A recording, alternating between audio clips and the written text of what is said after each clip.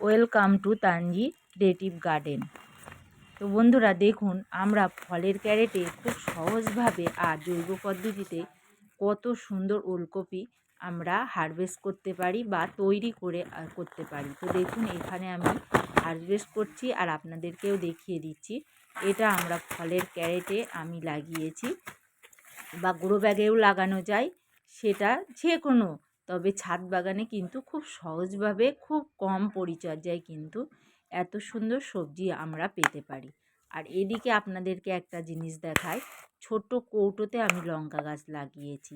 লঙ্কা গাছটা লাগানোর পরে দেখুন কত সুন্দর গাছটা গ্রোথ হয়েছে, লঙ্কা হয়েছে। আর এই গাছটি কিন্তু একেবারে এক বেগত একটা ছোট্ট টবেই কিন্তু বসানো আছে।